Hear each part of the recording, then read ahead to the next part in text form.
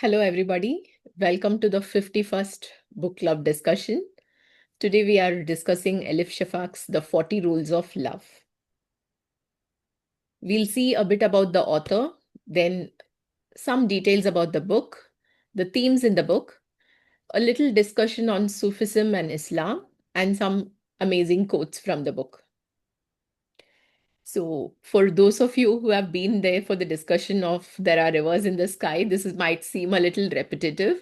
So, Elif Shafak is a Turkish British novelist, essayist, public speaker, political scientist, and activist. She writes in Turkish and English, and she has published 21 books in both fiction and non-fiction. Her works have been translated into 58 languages, and it has been nominated for several literary awards. She has been described by the Financial Times as Turkey's leading female novelist, with several of her works having been bestsellers in Turkey and internationally.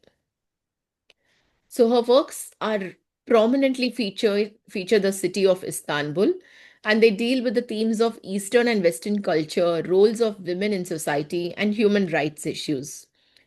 Certain politically challenging topics are also handled by her. And because of which there's been some legal action from authorities in Turkey, which prompted her to immigrate to the United Kingdom.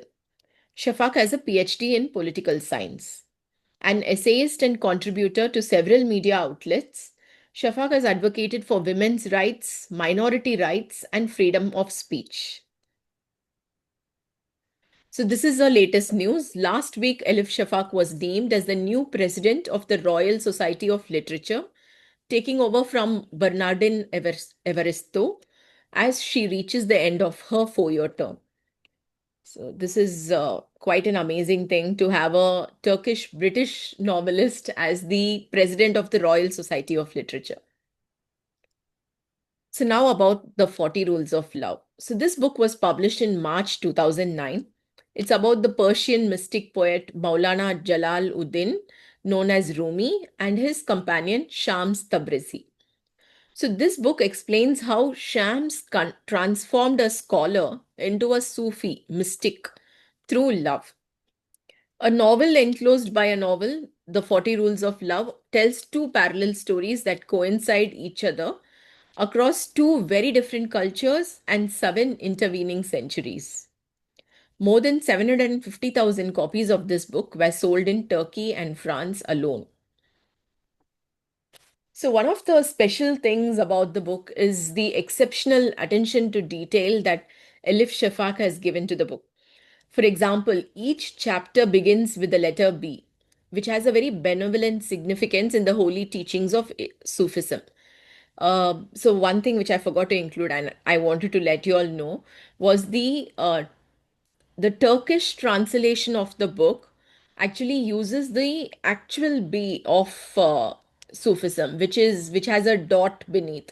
So every chapter starts with the B of the exact B symbol of Sufism, which is actually was a very exceptionally translated book, and the book won an award for translation, in fact. So, another thing about 40 Rules of Love is the small details in one timeline actually echo the other timeline too. For example, Ella's emotional numbness uh, coincides in the story with the Rumi's spiritual complacency. Similarly, Aziz and Shams act as catalysts who disrupt the comfort, and also the ordinary domestic life gets disrupted at the same time of the spiritual upheaval in Rumi's time. So the same events are framed differently depending on who speaks. So also this is another thing. So um, the same events are framed very differently depending on who speaks. So no single voice is granted absolute authority over here, and not even Shams or not even Rumis, which is a very wonderful way of narrating the story. The 40 Rules of Love won various awards, and it was also listed by BBC as the 100 most influential novels of all times. And it also was included in the novels that shaped our world. category. I wanted to talk about, before we talk about Sufism, I wanted to talk about some of the famous Sufi personalities in India. So I tried to choose those people whom all of us know. So one is A.R. Rahman. He was born as Dilip Kumar Rajagopala. He embraced Sufism after studying various religions. He found a spiritual path in Sufism, and he describing it as a process of self-reflection and shedding ego. And he sees Sufism as a path of divine love, where music acts as a conduit to connect with God, believing music has inherent healing qualities. So his concerts and albums often feature Sufi collections, blending traditional sounds with modern innovation. For example, in his band called Jala. The other famous personality, is the Nizami Bandu Indian musical group, which comprises of Ustad Chand Nizami, Shadab Faridi, and Sohrab Faridi Nizami. So they perform Qawwali, which is written by the poet Amir Khusro in honor of Nizamuddin Auliya. In fact, they are very famous for their song in the movie Rockstar, Kon Faya Hun. Kyun Faya Hun. Sorry if I'm pronouncing wrong. Again, the song was composed by A.R. Rahman. Let's see some of the themes in the book. Divine versus human love, love as transformation.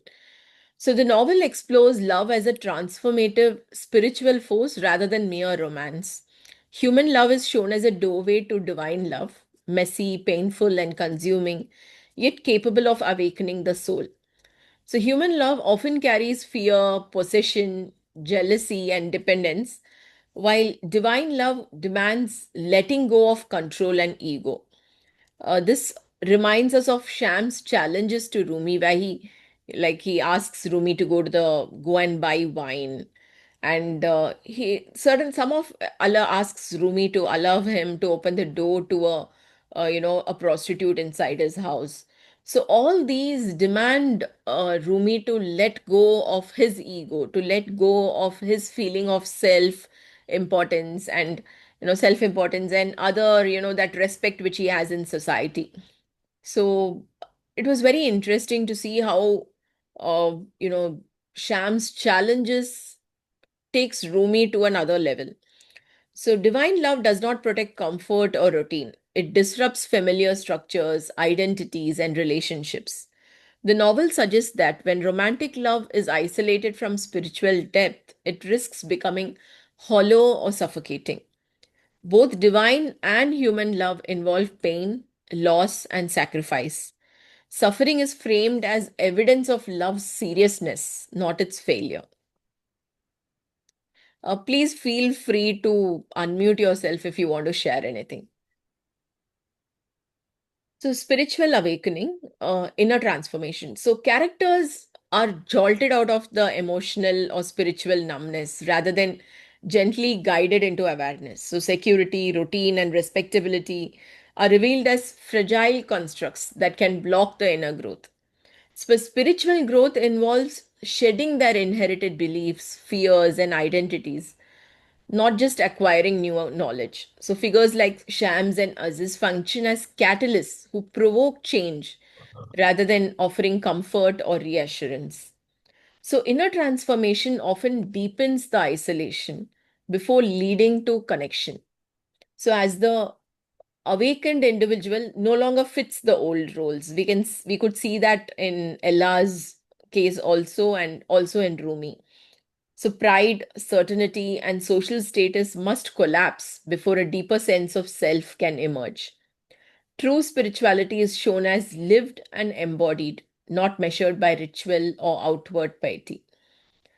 Faith is to be seen as an experience, not a performance. Also, the other theme is the spiritual hypocrisy, faith and doubt, and the questions surrounding that. So, in many scenes in the book, spiritual hypocrisy is questioned. The book distinguishes between living faith and performative religiosity, showing how belief without love becomes hollow and cruel.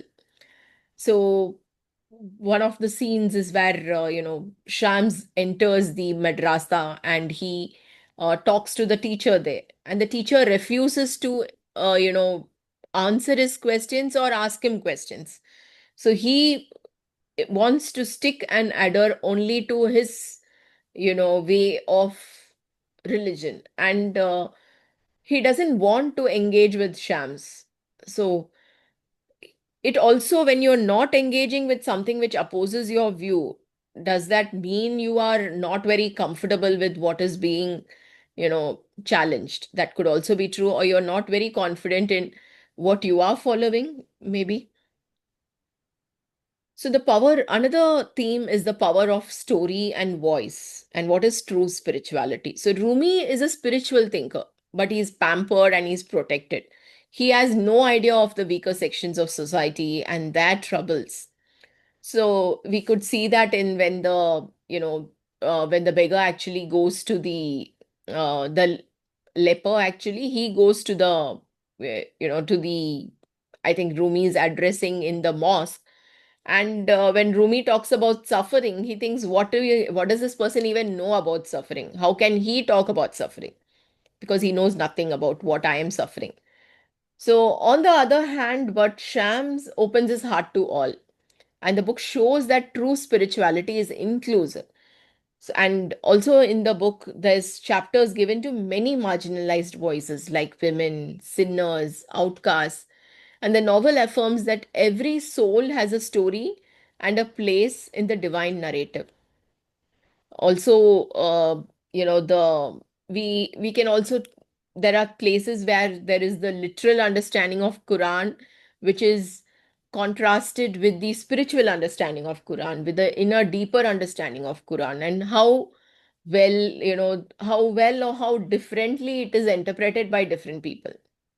Also, it's very interesting about the four readings of Quran which Shams mentions, where each level actually takes you a step further into understanding the book even better.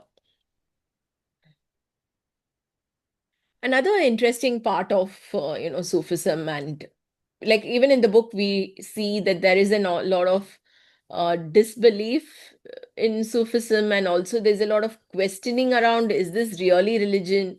Are these dervishes really people who are religious? Do we need to respect them? And there is a disrespect which is shown in the book towards them, by many characters. So is Sufism a part of Islam? So as Islam spread across the world, an absorption of from other cultures and religions took place, and a transmission to other cultures and religions was also happening. So the wealth and power gained by Umayyad and Abbasid caliphates ushered in the ushered in an overflow of materialism, that was at odds with the Quranic message. So there was so much of wealth, power, and materialism over there, because and that kind of felt that there was somewhere the real meaning of Quran is getting lost in all this materialism. So a stream of practice at that time it emerged, which was known as Malamati. And there the Sufis would intentionally draw criticism to themselves so as to increase their humility. And this was actually very similar to the Pasupata Saivite Hindus. So the Pasupata Saivite Hindus were this group of Hindus who prayed to Lord Shiva as Pasupati. And so they used to smear, ashes on their body. They would dress in rags. They would shave off their heads, or they would grow long hair. So, and they wouldn't, they would just be nomads roaming around, begging for food. So they did everything possible to draw public criticism on them, which was meant to reduce their egos, completely abolish their egos. So when Sufis started doing, the same thing, where they would draw criticism to themselves to increase their humility, the commonalities between the, Pasipata Saivite Hindus and the Sufis started to draw ire from the religions and the ruling light, for fear of all these un-Islamic ideas entering into and corrupting the religion. So this was another reason why there was criticism of Sufism. And considering themselves followers of pious predecessors, so many of these Islamic groups upheld a puritanical understanding of Islam with a strict and literalist interpretation of the Quran and rigid adherence to the Prophet's Sunnah. So anything beyond the exact words or actions of the Prophet was deemed as innovations and they were rejected. However, as the years have gone by, there's a lot of change in these, views, and there's much more appreciation and acceptance of Sufism nowadays. So I wanted to, throw open the discussion to you. So, what do you think? Where is the line between awakening and escapism? So, can love justify abandoning duty? I think probably this could answer Zen's question also, where she spoke about Kimaya's and Sham's relationship. The question also arises whether it was right on the part of Rumi to abandon his students in the madrasa, abandon his family, and just escape into this, relationship with Shams, where uh, they share their knowledge and they are in the process of awakening, but to the complete, avoidance and escapism of everything else. And also, again, even in modern times with Ella too. So, of course, Ella wakes up to love and understanding, and she decides to get into following her dreams, her awakening, which is true. But isn't she also abandoning her duty as a mother? She's leaving behind three children. So, what do you think? Where is the line between awakening and escapism? Can love justify abandoning duty? I'll stop the screen share and you can share your views on the same. What I feel is this particular question relates to our Ella. Relates She to? was Ella, our Okay, yeah, 40-year-old Ella. housewife, Mm-hmm. because she was leading a life that was of no meaning as far as she is concerned, very routine. And 40 years have passed. And at the time, and she searches for a job, becomes a literal agency. She is a reviewer. She gets this particular book, be it Blasphemy, and she is usually influenced by that. And to meet Aziz Jahara, the writer of the book. Mm-hmm. Not only that, once they discuss issues, and Aziz actually shakes her values to the core. She leaves her comfort, so-called normal life with David, Jeanette, and other two children, and joins actually Aziz in a far-off place, even if where the ending will be at Kenya, just because she was finding her life meaningless. So in this case, she escapes her set house and joins Aziz Jahra. Mm. Let us put, if you don't justify that, for any change that happens, it shakes your previous old values and security and other things. Tell me how she could have realized her worth, whatever that is, had she continued in the normal family. So I do not call, maybe it is an escapist approach that is sometimes required. We let go of certain things That's because we are not. true, but it is also they are children, they are I'm coming to the young point. These are children, all and yeah, physical responsibilities. There are two things: physical freedom and mental freedom, psychological freedom, or whatever that is. If we blame that way, actually, there are several people who live their life in the middle and they go and join other, as you refer to, sects, actually. Family is given up. And in Hindu culture also that is there. People do not marry. In the middle, actually, people go away. I know a relative of mine, Mm-hmm. after having settled his one or two sons, and he said, I'm not going to remain with you. And he has told his wife, if you want to come with me, come. I'm going to Benares. He took a house there and he continued staying there. Wife said, where I will go without, I will also go. So both went. Mm, So accepted. There are family responsibilities, but you can't go take the responsibility at the end of their lives because you have limited stay here. So I feel it's okay. After a certain stage, actually, you have to give a go by. Otherwise, what happens? You are into that circle with no realization. I don't call it escapism. Somehow it is another level the individual evolves and reaches. mm, That's my feeling. At a particular stage, you are okay, child is born to you, you are total responsibility, you have to bring him up and other things. But I don't think in a certain stage one has to give up because they can have you have given them the wings. Let them fly the way like, and let them fly the speed they like, and let them fly to the destination they like. There is no meaning of holding them, sitting with them. So you have to choose a spiritual line. For me, it is all right. Ella is a decision, I feel. And remember, she didn't go for another physical comfort. She has chosen a male individual who is suffering from cancer and who has got a limited stay in the face of her. That was also another sacrifice.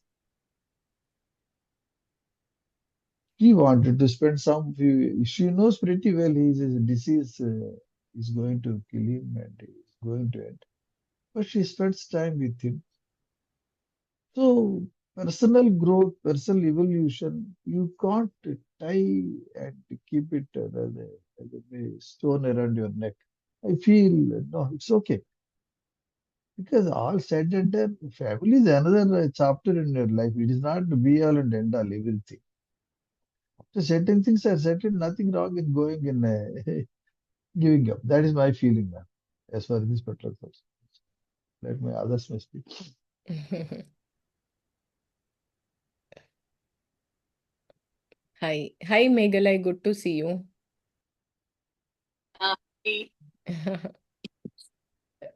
I joined a little late, sorry. No, no problem. No problem. Did you enjoy the book? I still just haven't finished it yet. Okay, okay. No problem. But it's like to listen to what you all discuss and Great. seem to be part of your club. Thank you. Thanks for coming. Uh, yes, Zen, did you want to add anything? When I read about Ella, for me, it wasn't surprising that she chose, what was his name? I'm forgetting his name, Aziz. the Aziz Jahara, Aziz. Aziz. Yes, yes, Aziz. Uh, what I understood of it, obviously, I'm not in that. I have not experienced what Ella has experienced. I have not lived that life. But I could understand from what I've seen around me in our mothers and our aunts and everything, and I understood why she chose Aziz. For me, when I realized, okay, when I read her story, I realized that she wanted to be seen and she wanted to be loved, not for Mm, the superficial things, but something beyond the ordinary. So I don't think it matters to her, like when she has a fascination for Aziz, she doesn't even know that he has cancer. She doesn't even know what he looks like. In a lot of ways, her devotion or her affection towards him is very spiritual, correct. and it is that old school. Like in Hindi and Urdu, there is a word ibadat. It's almost like she sees, she senses a divinity in him. Obviously, Mm, initially it's fascination. There is mystery, and she mm, sees that he sees her for who she is, mm. sitting across miles, like across countries, across continents. Yeah. So that is her connection with Aziz. And Mm, even when she meets him, there is this. understanding that okay, he might like me for this or he might not like me, because that is how she has known. She has known the materialistic world, she has known the superficial world. But what she experiences instead is a man who is praying for her, Mm, and that shifts her identity. And suddenly she realizes she's witnessing something that is divine. So mm, it doesn't matter what the physical body goes through, it doesn't matter uh, what is the end of this mortality. In that mm. moment, she,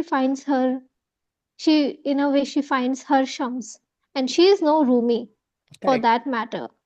But that's the closest to divinity that she came. And she Mm, had, yes, she had her reasons to leave, but I don't think she was, that character was created never in the book, the character is created in a way where she wants to have this need to cheat on her husband. No, she's frustrated, but she's stuck there because she thinks, okay, at least if even if I don't have the love of my husband, at least I have my kids. She is binding herself to reasons. Even despite being cheated, her understand, she might not be the most spiritual character out there, but her instinct is not to cheat because my husband is cheating. That she doesn't have. mm, And when she decides to leave, it's her daughter, I think, supports her, and her husband is like, okay, you're doing it for because you're taking revenge, and she's like, this is beyond it. mm. If I had to take revenge, I would have taken. Right? Yeah. She was aware of it. So that is what this book is about, I feel, and that it explains how normal human interactions, yes, we all have, but it takes a gaze on the fact that some people in this mortality are able to experience divinity Correct. through mortality. There is, like, I was listening to a lot of Punjabi folk songs, and there is this concept, and again, like, I'm slightly deviating from the book because it's all part of Sufism. There's this concept of women making thread, like कहते हैं ना, it says like they're spinning the charkha, the wheel, Okay. and Okay. they're spinning, uh, they're Thread making to cotton thread. threads. Okay, and in one of the folk songs of Punjabi, uh, the woman says that I'm sitting on the front side of my door road, and I'm weaving, and everybody thinks that I am weaving. Everybody looks at that, but I am sitting on the front of my uh, house because I'm looking for my lover, and I'm remembering him, and I'm weaving and weaving. Right. So there's this concept of finding God through a, a mortal connection. And Mm, then you're not seeing that person, you are seeing divinity in that person. So that mm. is Ella's and Aziz's connection. And even with Shams and Rumi, people speculate, people want to figure out what exactly is their connection. Is Yeah. it friendship? Is it beyond it? Has he done some magic on him? But through Shams, Rumi is getting enlightened, and through Rumi, Shams is finding his purpose. Mm, Uh, Otherwise, he was just like we begin the book with Shams just searching, and it is not a physical connection. It is not even an intellectual connection for that matter, because Shams is out there to shatter the intellect of Rumi. He yeah. says, "Okay, you think you know this? Mm, There's something beyond it." So I think that is what Sufism also explores in a lot of our Indian culture, in Sufism, in devotion. There is this sense of a guru enlightening you. Uh, so it is a mortal leading another mortal, So that right? is another when you it's good you said that, because that was another criticism of Sufism uh, Mm-hmm. among the other Islamian sects, because generally they do not have a guru. So it's Mm-hmm. Sufism is the Mm-hmm. only practice where there is a guru. Otherwise, in Mm-hmm. Islam, there is no concept of a guru. Exactly. Yeah, There's no concept of guru, there's no guru. concept of So saints. Yeah, Yeah. so this is something which was very different, and that also drew a lot of criticism because for generally they believe prophet is there is Allah is the only God. That's Yeah, the so one you and only don't really messenger. pray to anyone else. So Yeah, that you're was not another thing. supposed to. Yeah, so Yes. it was very interesting to read about the differences about Sufism as Yes. a practice and yeah the Mm.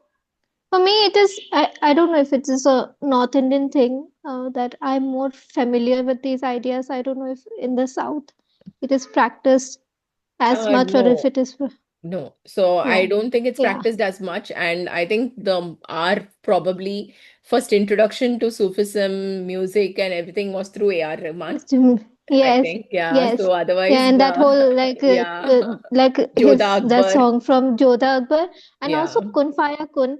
Kun When Faya Kun. yeah, Kun Faya Kun, and the lines are actually, from what I understand, they are the starting lines of the Quran. Okay, Uh, okay. yes, Oh, very that is what interesting. it is. And it says also, जब uh, कहीं भी कुछ भी नहीं था, Mm-hmm. वही था, कुन Okay. फायकुन. Right. Oh, From what okay. I understand, I may be right or I may be wrong. The book starts with, I think, Quran starts with the word ikra, which means to read, or something like that. And before that, also there's some declaration or something. And then ikra is the word; it means to read or something like that. And then Okay. it talks about the creation, which is in the Bible also, which is in Judaism also, and which is in Islam also, that when there was nothing, in that nothingness was he. जब Mm-hmm. कहीं पे कुछ भी नहीं था, वही था. And when there was nothing, there was in that nothingness there was God, and through him everything was created. Okay. So that whole song, that's a discussion for Oh, another day. very But interesting. yes, yeah, I that think song is. also Meghalaya and others may be knowing of this movie Sufiyum Nanum. There was I think Tamil and I'm not sure. I think it was initially a Malayalam movie or what, I'm not sure. Have you heard of it, Meghalaya? I think this is Malayalam movie, right? It was a Malayalam movie, but I think it was dubbed in Tamil or something. Or Okay, maybe I saw it in Malayalam only, but I saw the movie. So it was about a girl falling in love with a Sufi saint who visits the place. So had that kind of the dance and all that. and dance and all that, and yeah, so that Was it also a has a lot of recent Sufi movie? music. Was it a Sufiyum, recent movie? it was a recent movie, maybe about 2 3 years back, I think. Yeah, Did Yeah, Aditi Rao Hydari play yeah, the character? I have Aditi Rao, seen songs of it. yeah, Yes, correct, Aditi yes, Rao played it. yes. Mm. Okay, I also had a little bit more to share in the presentation. I'll finish it, and then there was one more.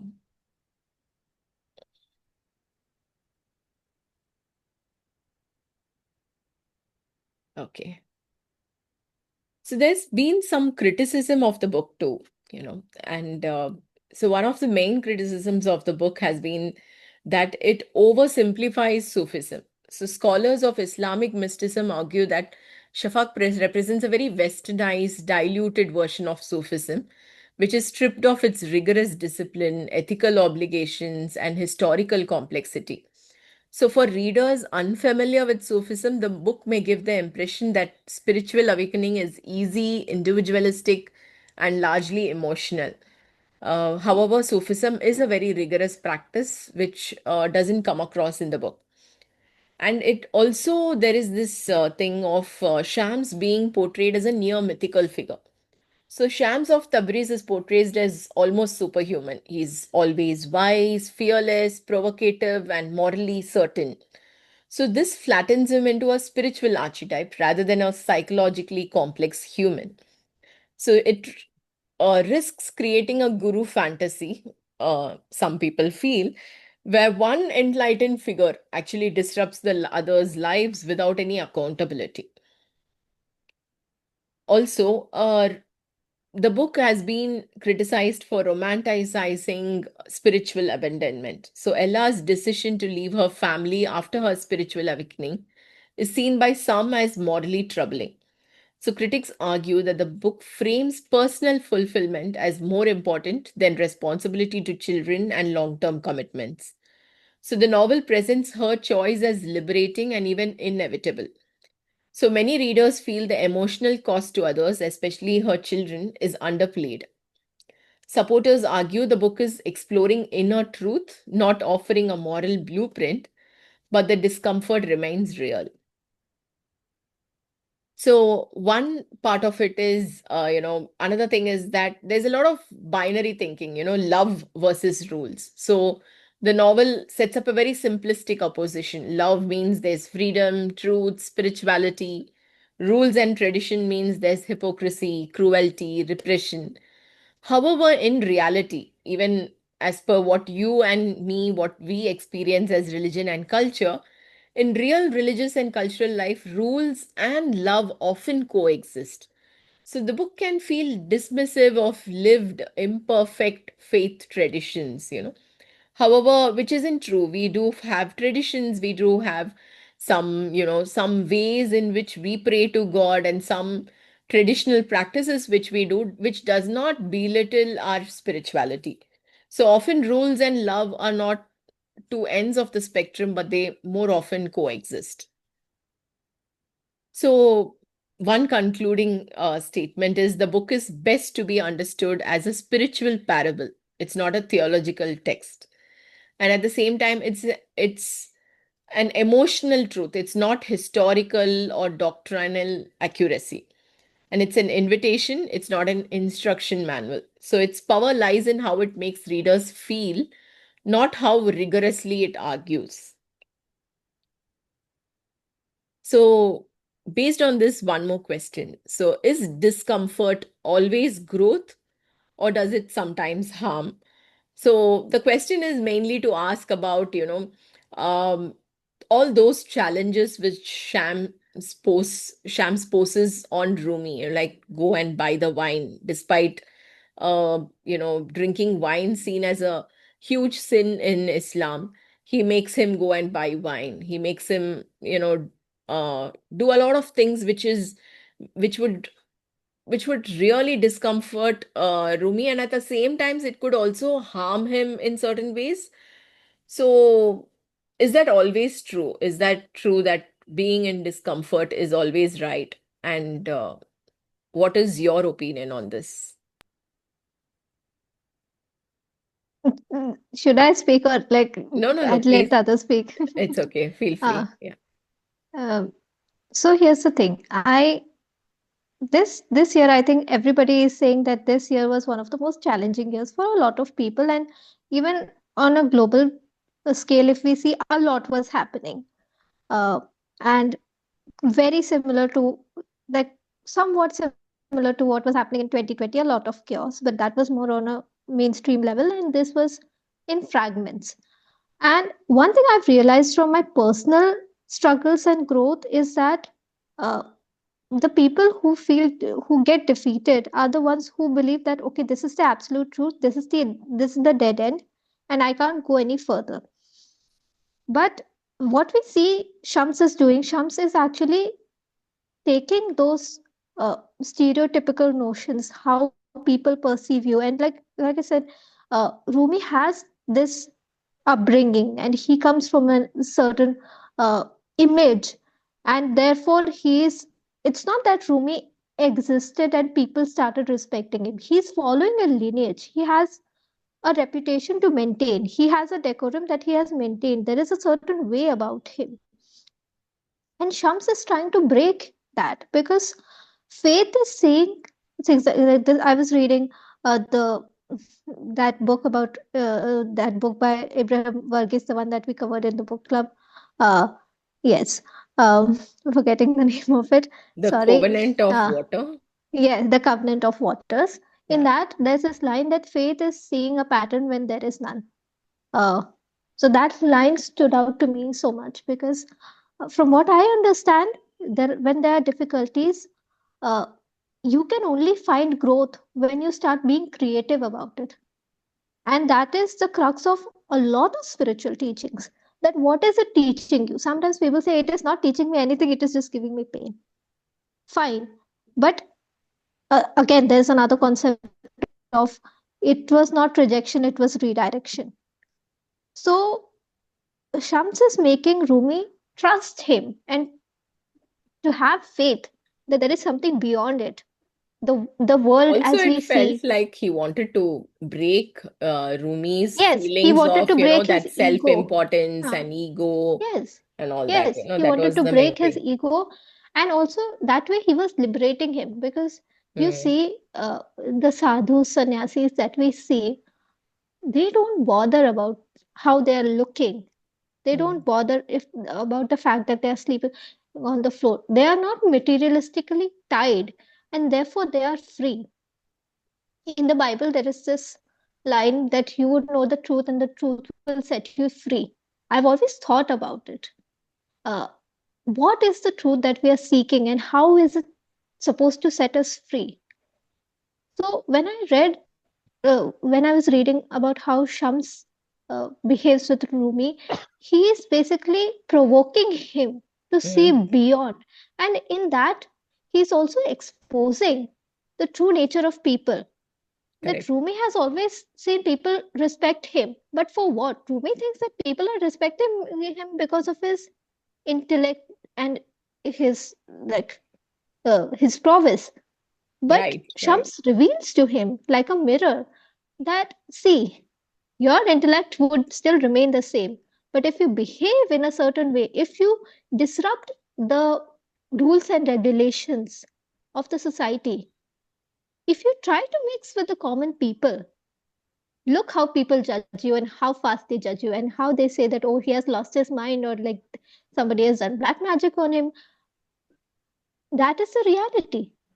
right. So, what is the truth? And Mm, who is seeing you for who you are? And mm, in that, Rumi realizes that, okay, as long as Shams sees me for who I am, and as long as my God sees me for mm, who I am, nothing else should matter. correct. So Because that kind what of they are a saying, trust, that love brings that kind of a yes, trust, right? yes. Yeah, So, yes, Shams, the ways of Shams are disruptive. Uh, I found him to be extremely chaotic. And I do feel that the five elements, Shams is fire. Uh, correct. he can, like fire can bring light, it can reveal, but it can Mm, also burn. And while it burns, it also is exhausting itself. mm. So, Shams is that fire. It can provide you heat, it can provide you light, it can show you the way. But if you come too close, it will burn you. And it's not that it means to harm you. It itself, in itself, that fire is burning and extinguishing himself, which Shams Yeah, is doing. He is practicing what he's preaching. correct, So it's correct. not that he's sitting on a throne and he's saying, oh, this is what you are supposed to do. And through that, Rumi also realizes that if I need to, like Rumi starts having this Mm, need to be as close to Shams as possible. right. But for that, Rumi will also have to learn to burn. He Mm. will have to go through that That's pain. true. Yeah, that, Yes. yeah, but that's what, that was the question, so how far it was, I can go on that, and on yeah, I about know. it. This book has made such an impact on me. Yeah. Uh, yes. No, I did have mom, would issue you, with the yeah, story. yes. Did have issue with the way Kimya's story ended. Like I said, Mm, uh, I understand bits of it more now than when I read it for the first time. I was just frustrated. I was angry at Shams. I was angry at the world, and but I realized like I don't know if it's a legit theory or not. I have associated different elements to different characters, and for me, Kimya is water, and she holds everything and she learns how to flow. That is what she is. And Shams is fire. So they are anyway not compatible in my eyes. Uh, he invokes in her the desire to mm, like seek spirituality, but she's naive, she misunderstands, and it broke my heart when Shams broke her heart, and I was angry. mm, And when she just dissolves herself, when she uh, it was another way of uniting with the divinity, but it mm. was more tragic. And it, Interesting. for Yeah. me right now, as I understand it, it talks about unrequited love. it talks about selfless love. That Kimya realizes that, okay, I have a choice right now. Do I continue to love this man, even if he cannot reciprocate? And she continues to love him. And she She dies dies. also finally. She She drowns in drowns, love, dies. which is Yeah. very common for a Yeah. lot of love That's stories a that we that have in the interesting Indian quote which subcontinent. comes in that she's going to learn that you cannot change men. So that was that quote which is there at the end of her uh, chapter. So which was also very interesting to read, which is true. Yes, We yes, always keep yes. hearing that quote in everyday life too. So that was a nice thing. Yeah. You See, I do remember there understand is, that that yeah. there's So this concept of divine masculinity and divine femininity, and mm, in that, this philosophy, it is proclaimed, and it not in a toxic way but in a matter of fact way, that men, they are the constants, and a constant is also needed for that okay. structure. They provide that. Women, Mm. on the other hand, they are ever evolving. I They're think we like are water, they're like a series, digressing a they're like lot, nature. maybe, Zen. Yes, So yes, let's get yes, back to the book that's fine. then. Okay. Anybody else would like to share? Mom, would you like to share anything? I know she finished the book. She didn't enjoy it. Okay. Shamal Ravji, would you like to share anything? Just a second, ma'am. Yeah. For me, reading this book was a spiritual experience, as I just shared Yeah. before the discussion began.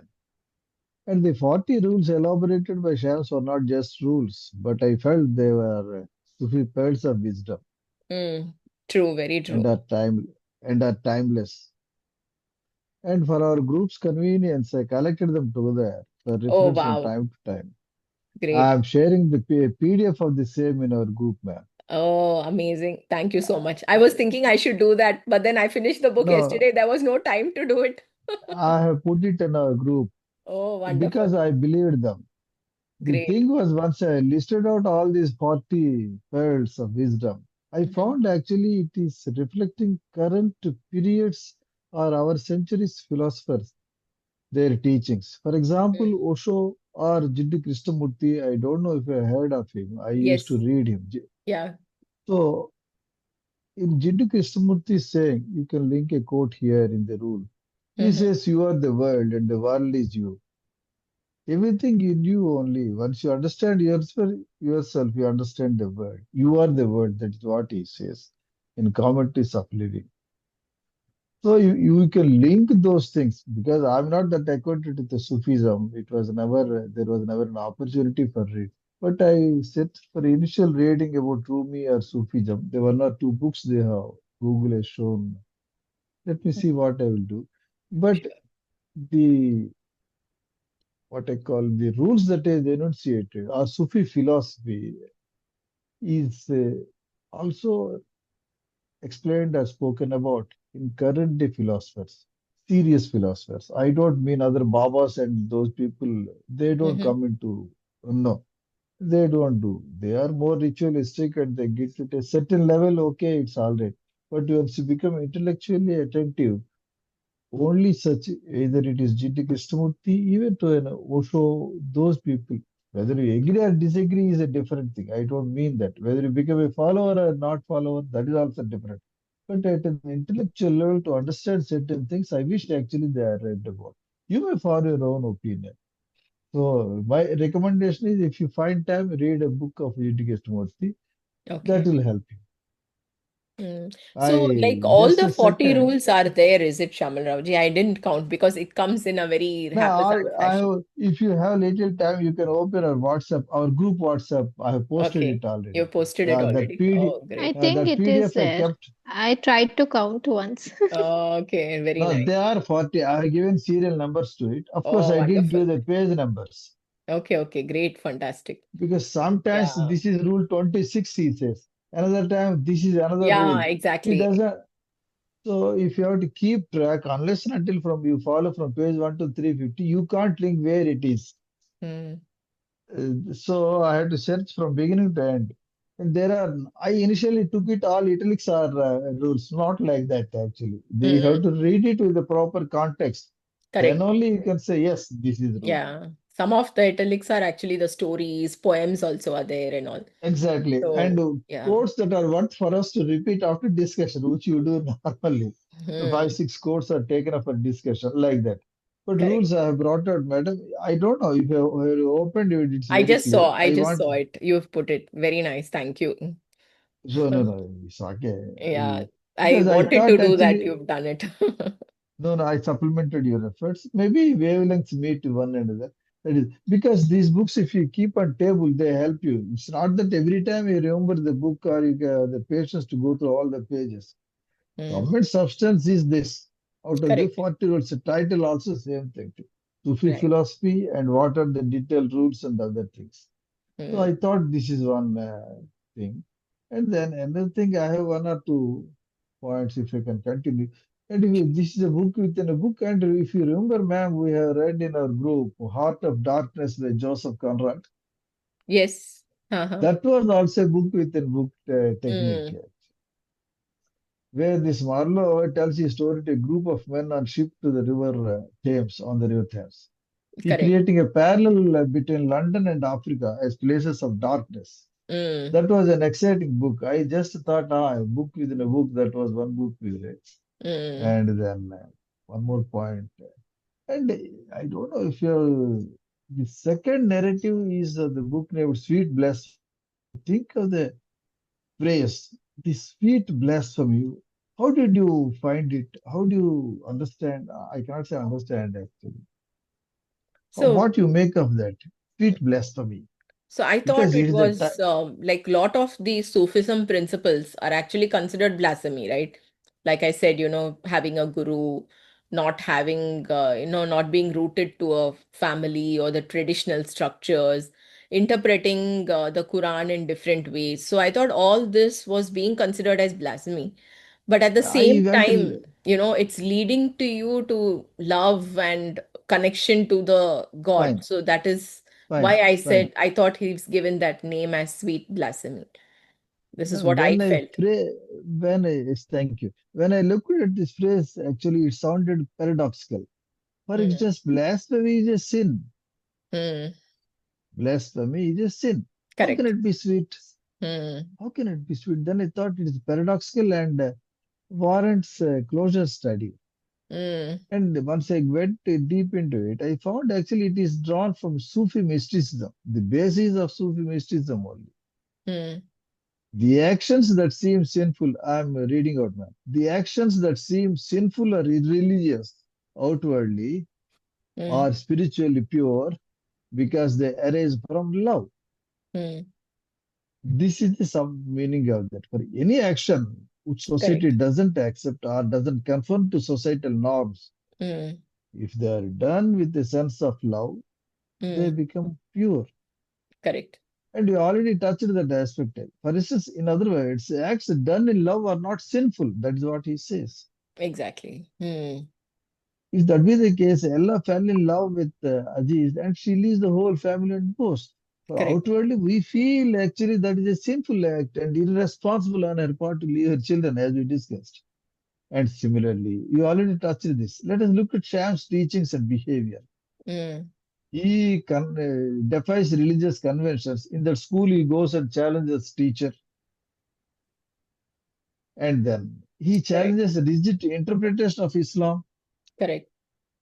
and he drinks wine symbolically Hmm. and mixes with prostitutes. I put it that I know these outcasts, social outcasts, Yeah. and then pulls Rumi away from his role as a law-abiding scholar. He was a scholar, Hmm. law-abiding. He was holding satsang type of a thing, and he was okay. But Correct. he's pulled out of it. But the question now remains actually, after having done all these things which apparently appear to be sinful, what are the results? The result is Rumi moves from scholarship to poetry. He becomes a poet. And even after so many centuries, also we read his books. That is what the sweet blasphemy was. Overall, I understood. Could be Hmm. wrong, or it may require further study into that phrase. And Right. let me say, another thing was female characters actually they are subject to a lot of patriarchal injustice in the book. I Mm, felt they're not treated properly, or maybe it is reflective of the times that they were in. Then, mm, if that be the case, what are the time we are in now? Same thing. Let us mm. put Kara, Rumi's wife. Though intelligent, she is not allowed into the library and is given only a Correct. marginal position in Yeah, Rumi's life. Such a correct. great man, actually. How come Kara, his wife, doesn't find place?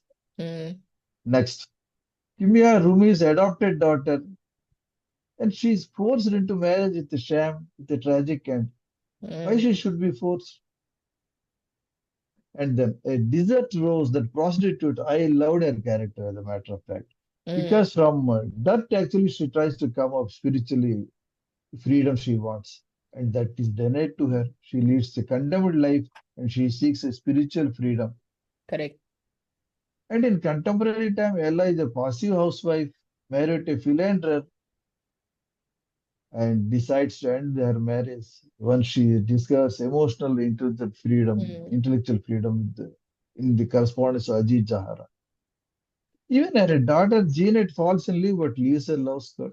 So what I feel is overall actually female characters, I did find them inspiring that they are subject to second subservient role.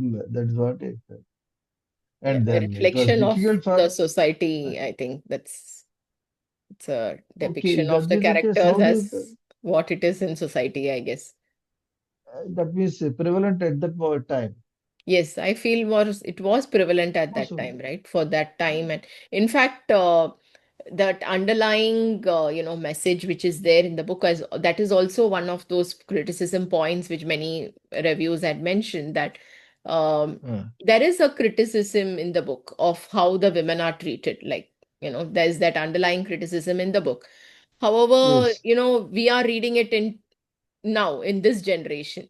So, and at right. that generation, they were being treated as what women were treated in that generation.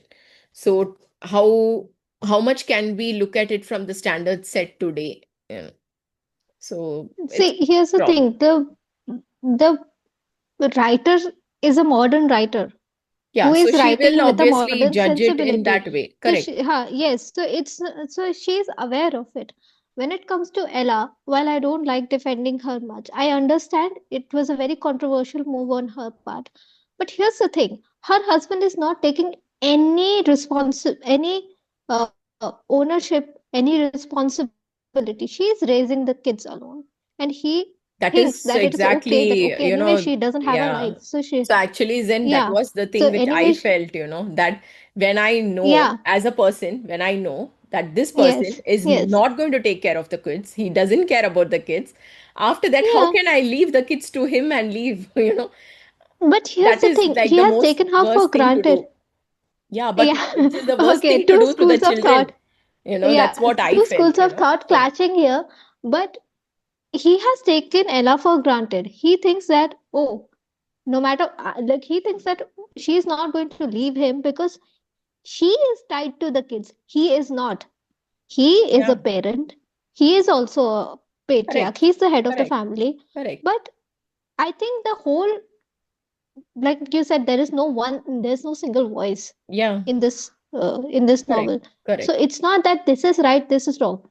What Elif Shafak does, I think, is she just shows us a picture and it is open to interpretation. Exactly. And how we see it, yeah, and how we see it is that we see a reality that Mm. a man, that in a society, when Ella leaves also, uh, it is the criticism happens, the controversy happens because the man of the house, the children, the society, they think, oh, kids are tied to a woman. That is her responsibility. Kids have never tied down the man of the house. No, even if So the much roles are so that reversed he's and out there let's having, say he leaves, you know, even then it would be the same yeah, question, then right? Even then we would blame him. it would be the same question, but then they would say, okay, it's No, nobody would say that. a I would man still leaves be blaming anyway. him. I would Yeah, still they be would still blaming be him. blaming him for sure, Yeah, but yeah. it amplifies when it's a woman because you don't expect a woman to leave. A man, somehow, if like they leave also, then ठीक है, it's, I'm not No, justifying that, but at no, the end ठीक of है. the day they think, okay, at least the mother is there. But No, no, when no. the woman Nobody will say that. leaves, then I they're like don't the think kids so. would not be taken care of. No, in this case, in fact, I also felt very angry on Maybe. Rumi, to just go and lock himself up with Shams when he's got a wife, he's got kids, he's got students with him. So, in fact, I couldn't feel that too justified, though nobody or none of you mentioned. But when I thought about abandoning duty, I also thought about Rumi abandoning his duty, not Like just you said, Ella. it mirrors It the mirrors. modern day. So, exactly. So, I felt Rumi Another, has abandoned his duty too towards his wife he and his has. kids. Yeah. Yeah, and you see, his wife's frustration is fully justified. Mm. It's not hidden. Like, she is not uh, glorifying her husband. She's not thinking, oh, he needs to have his own way. She is critical of him because, Correct. again, we get a whole inner monologue of hers where she's thinking, I changed my religion for this man. I did so many Yeah. sacrifices. I Yeah. raised his kids, and now he's abandoning me. So it's Correct. a very valid discussion, like monologue on her part. Another thing is that what I think Elif Shafak tried to highlight is the fact how society limits certain people. A beggar is limited, a leper is limited from Correct. listening to Rumi. Yeah. His access is only for the elite, Mm. not for the commoners. Correct. Women are limited because obviously, what do they know? A prostitute is rebuked and limited because how dare she try to pursue divinity? Correct. She cannot have that. Similarly, Kimya also, she has this supernatural sense. So her Mm. parents take note of it and they try to pursue, but other people are like, why? Why Correct. is it Right. important? So there are these gazes, like I feel that Alif Shafak puts as it is open to interpretation. It is Yeah. not a Yeah. perfect world. No. But what stood out to me when I was reading the book for the first time, and this is something constant with Elif Shafak's writing, is that she gives us the conclusion of the book at the starting. She's like, this is what would happen. Now Mm. I'll tell you how it would happen. Mm. So, the whole anticipation of every time something happens to Rumi or Shams, we are like, is this it? Is this it? That's what Correct. Rumi is Yeah. also Yeah. thinking. That's what Shams is also thinking. And when I read other books of Oh, Zen, you're stuck. Oh, okay. Zen. Okay. I think because we know that, your camera got stuck. I think it froze. yes. Okay, Okay. so I said that's cyclic. Her writing is cyclic in nature, very much like nature itself. Right. The Right. beginning and the end Yeah. coinciding with each other, and we read the book in anticipation because we know Yeah. that this conclusion is coming. We just don't know how. Like Mm. in the starting of the book, we The read death about Ella, of and we Shams realize it is is already revealed. seen also. It is revealed that she would leave. She will leave her family, and she also doesn't know of it, and we also don't know of it. So we are on that journey I know. together. So that's one of the most wonderful things about Elif Shafak's writing. Right. Uh, and Definitely. it takes a lot of skills to do that. Yeah, yeah. She's So a yeah. very really, really skilled novelist, I think. She's a wonderful writer. Yes, yes. Um, The words she uses, the philosophy she uses, how yes, she's trying to bring that old world charm into the modern world, making it palatable for us. Even like correct. these concepts, like you said, this is not a theological text. Correct. This is a philosophical, this is an interpretation of Yeah, Elif Shafak's correct. understanding of Sufism. We Yeah. are out here nitpicking when she Yeah. has not said it's a No, fictional book at the even end of in the day. fact, there is one of those rules also among the 40 rules. I think, if I'm not wrong, Shamal Rao can correct me. There's one of the rules where you're not supposed to judge, you're not supposed to judge. Yes, So I your think that journey is is what your own. applies here. Yeah, Exactly, yeah, yes. exactly. I don't know Yeah, I don't know if it is in other religions also. Maybe it is in Abrahamic religions, in Judaism, in Islam, in Christianity.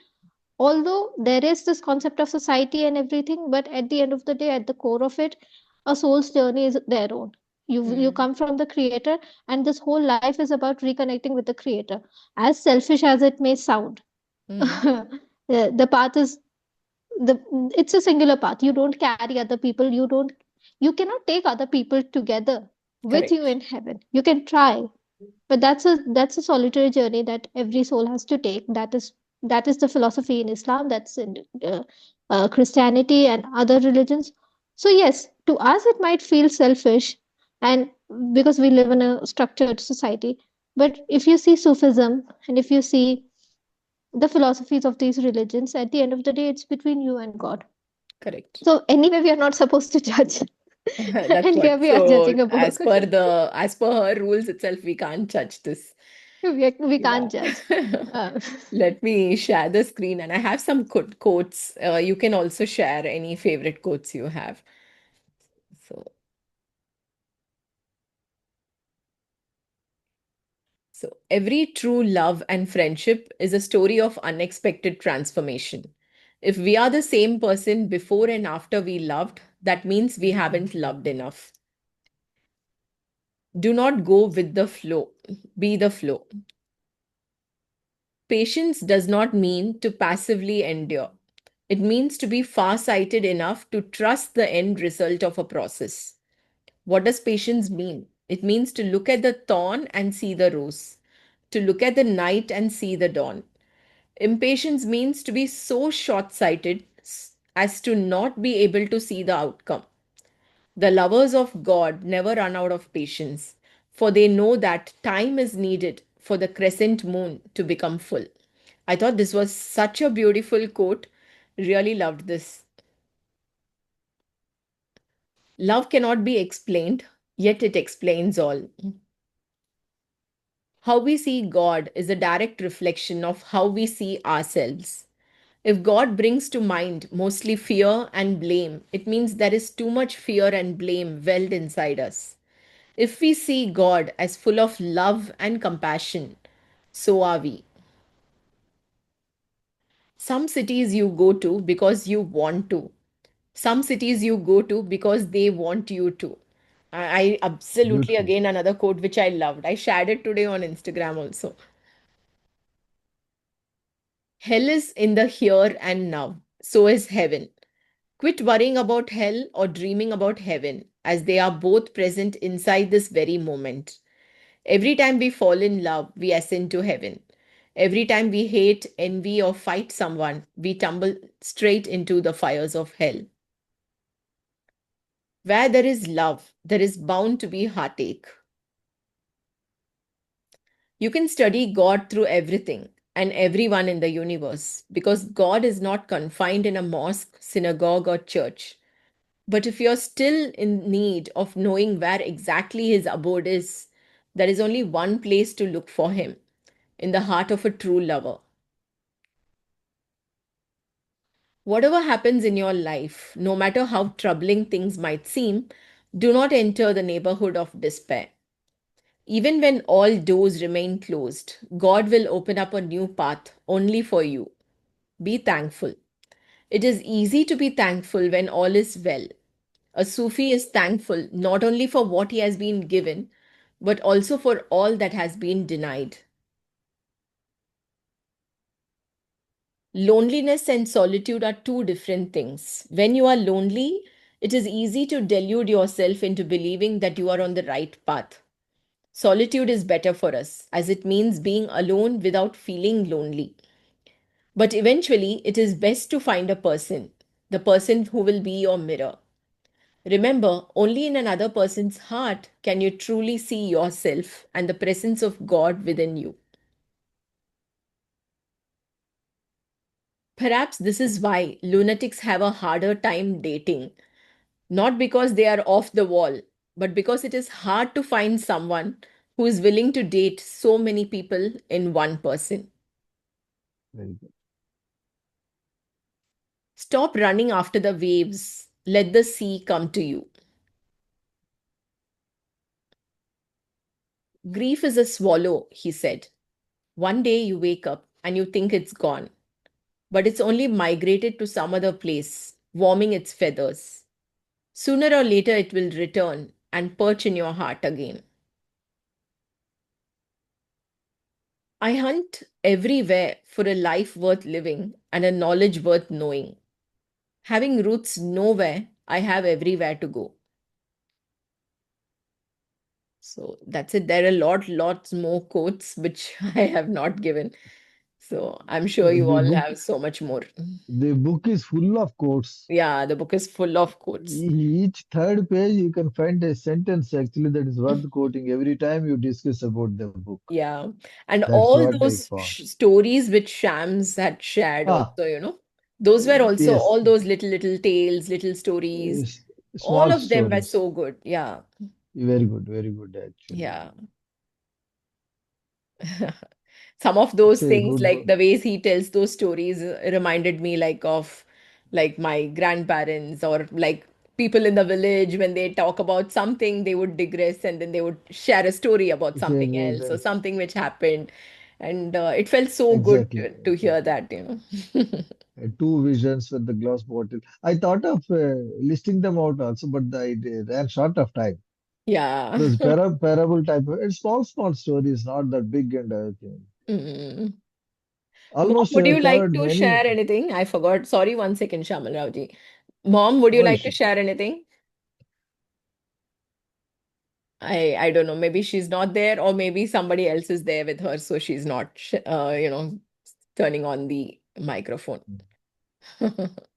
Yeah. Okay, Shamal Raji, please tell me. We discussed with Krishnamurti. There is one quote I said, the world is you, world is in you. Mm, There mm, is rule number 18 here. The whole universe is contained within a single human being, mm, you. Everything that you see around, including the things you might not be fond of, and even the people you despise or abhor, is present within you in varying degrees. Therefore, do not look for Shaitan outside yourself either. The devil is not extraordinary force that attacks from without. It is an ordinary voice within. If you get to know yourself fully, this is Ramana Maharshi's, facing with honesty and hardness both your dark and bright sides, you will arrive at a supreme form of consciousness.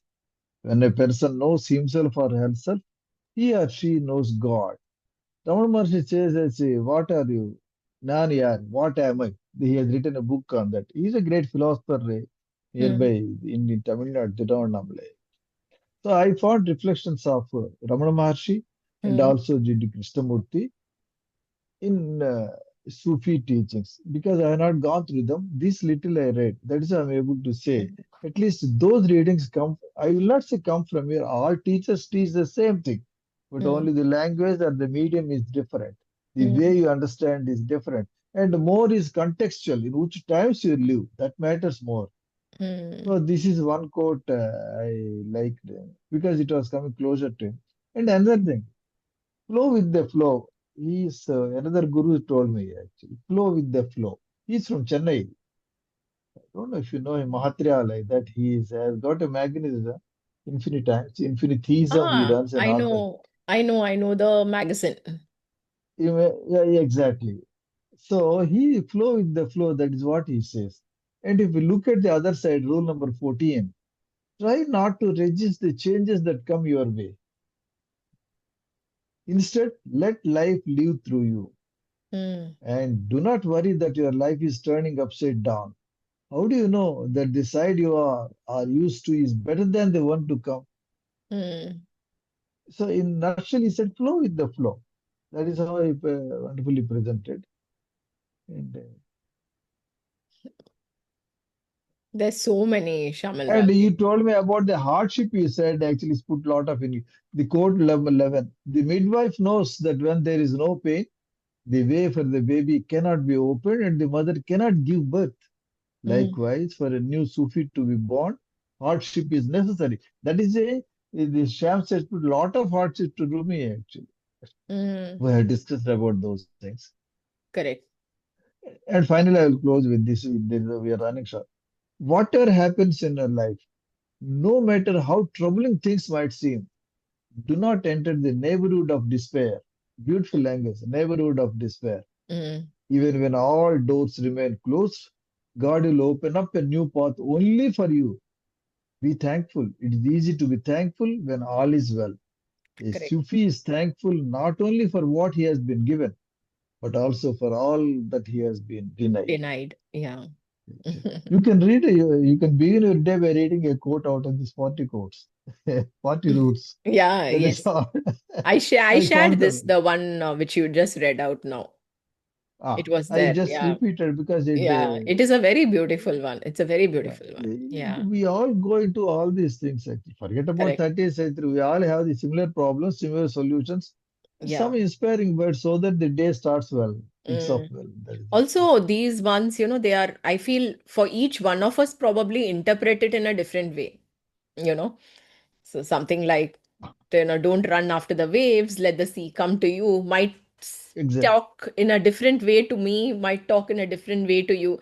I think which is the beauty of the philosophy itself, I guess. Exactly. That Yeah, means the message has no change, but correct. your level of understanding of the message is Changes. important. Yeah, And your level of understanding depends at what age you are, what yeah, exposure you have been subjected to, what books you have read, what level of understanding. It is varies individual to yeah, individual and correct. several degrees. That is what I found. Mm. For And one that is para, I mean, something, yeah, that is something I think Elif Shafak has that, that power of doing it in her words. So ah, how we interpret her messages and her stories, I think changes a lot from a person to person, which is definitely, also a very because powerful it thing depends to on do. my level of understanding. But it means at this age, I can understand this much. If you ask me to have the similar level of understanding when I was in my teens, it's just impossible. I Correct. just Yeah. cannot. The maturity with which you see a problem, Hmm. definitely it will be a lot more different than your kid sees the same problem. Correct. Yeah, so you, because you have crossed that, you can understand better. Yeah. That is so. Any book, that is why I always feel to reread books Hmm. because the level of understanding was different, and in the meanwhile it changed a lot. Maybe something else may come out of the pages when you start again reading it. That's what Very I true. feel. Very true. Yeah. Maybe we have a little digressed. Excuse me, Yeah. ma'am. No, no, no. That's okay. So we have not yet chosen the next read also in the book club. I'll put up Ah, some yes, suggestions and so we'll take a little longer duration this because it's the year end and other things, which is why I wanted to have the discussion on 19th itself this time because the next few weeks probably will get busy for everyone with the holiday season. And correct, we'll choose the read in a way that and we'll have our discussion in the end of January. So it'll be the first read fine. of 2026. So if you have some suggestions, please do put it in the No, group. I will Uh, put it like this. We ended with a classic. I yes. wish it begins with a classic, Yeah, definitely. So do not share this. any other ideas, whatever you might have, Shamal Raoji, Zen, and No, I Meghalai. got Yeah. one. Can I open this camera? I will open Sure, it please, actually. please do. Video, I mean. Because I went to the library other day, I Mm. brought this book because it's already in my hand. Am I able to show it? The Scarlet Letter. Ah, the Scarlet Letter. Yeah. Yes. I've read that. Yes. Okay. It is Nathaniel Hawthorne. Mm. This I wanted. It is a classic book. Even when the lady at the counter, when she was selling, it is a classic. Yeah. Because these libraries have seasonal holiday sales. This book, despite otherwise a lot of cost, only $5. That's all. Mm. So wonderful book actually. Just for $5 itself, it is a classic. That is my suggestion because the book is already in my hand. But of course, We have not as read per it. my It's a career, good idea. We could even pick it up. Zen, is it a I good have not read? read It's them. like, I have read it. It uh, talks a lot about women in society and how they are marginalized and Exactly. the hypocrisy and all of that. And it's a How very she is punished interesting for a take. male, mm, Yes, how she is and punished actually. there's a lot of imagery, symbolism. I read it in my master's. I yeah. remember writing answers about it. Okay, I'd love to okay. reread it Okay, great. now because now I'm an assistant professor, so I'm looking forward to brush that all of that. Okay. So yes, it is a wonderful read, and we can analyze it from all sorts of point of views, like the sociological point of view and the psychological point of view, and representation of women and how the society functions and all of that. There's a lot of like strong imagery from what I remember when I read it back in the day. So yes, it's not too long of a read. It's a short read. It's a simple story. Uh, so I think everybody Okay. would enjoy it. Thank you, Zen. Okay, Shamal Raoji, I'll put it on the group. If there's any other suggestions also, I'll add it and we can have a poll. So before by this Please, weekend, I'll please. do that. Okay. Okay. Thank you so much, everybody, for joining in. And Thank you, ma'am. so, Thank you. yeah, Merry Christmas Thank you. It and was a wonderful thank you. discussion. Yes. Advance New Year wishes and see Thank you you, and in the same to next you, ma'am. Everyone. discussion. Thank you. I really Thank you. enjoyed Thank your discussions. Yes, Megle? I really enjoyed your discussions. Oh, Yeah. thank you. Thank you so much. Yeah, it is. All those quotes must have sound like if you've not come across them still in the book, then they must have sounded very interesting to you.